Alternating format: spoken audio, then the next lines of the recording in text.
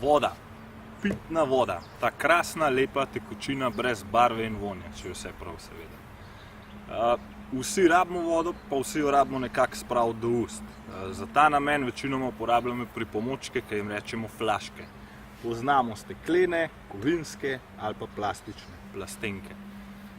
To nam je verjetno jasen. Glavno vprašanje tule je pa, ali so za enkratno uporabo ali za večkratno uporabo.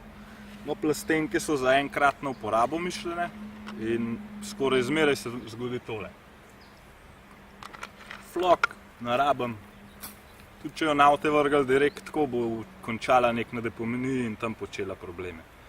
Slovenija ima privilegij, da lahko pijemo vodo iz skoraj vseh pip. Zato je skrajno absurdno, da kupujemo vodo v trgovinah, v plastenkah in dajmo namesto tega raje si kupiti eno flašo soka, narediti koktajl, pa se fajn imeti z druščino, pa uporabljamo tole flašo še 10 let, da bo manj smeti in da se bomo imeli bolj fajn.